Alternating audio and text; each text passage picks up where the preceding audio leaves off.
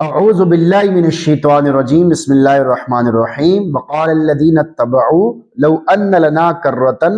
فنتبرأ منہم کما تبرؤوا منا کذالک یریہم اللہ اعمالہم حسرات علیہم وما ہم بخارجین من النار۔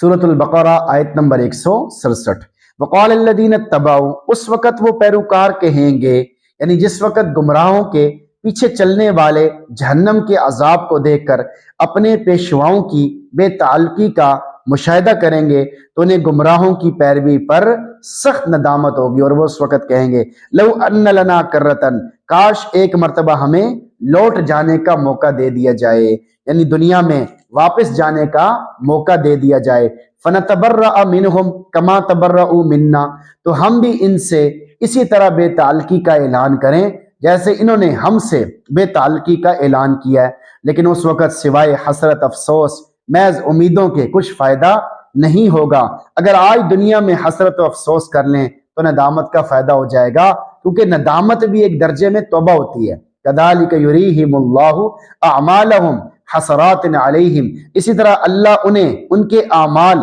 حسرت دلانے کے لیے دکھائے گا، یعنی جیسے مشرکین کو عذاب الہی اور اپنے معبودوں کی بیزاری دیکھ کر سخت حسرت ہوگی، اسی طرح ان کے جملہ اعمال کو، تمام اعمال کو اللہ تعالیٰ ان کے لیے موجب حسرت بنا دے گا، کیونکہ حج، عمرہ، صدقات، خیرات، جو اچھی باتیں کی ہوں گی وہ سب تو بسبب شرک مردود ہو جائیں گی، اور شرک و گناہ جس قدر کیے ہوں گے ان کے بدلے میں عذاب ملے گا۔ تو اب ان کے بھلے اور برے اعمال سب کے سب موجب حسرت ہوں گے، کسی عمل سے کچھ فائدہ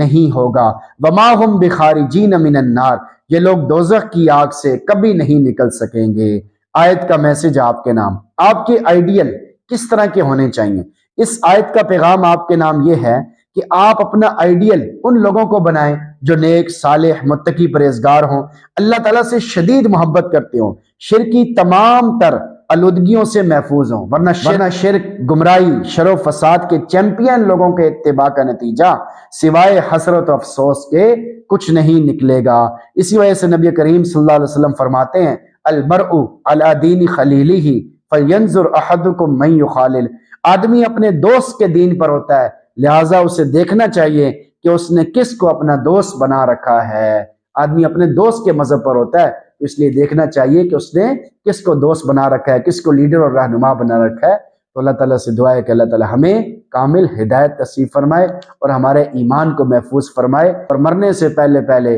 مرنے کی تیاری کرنے کی توفیق بھی نصیب فرمائے۔ آمین۔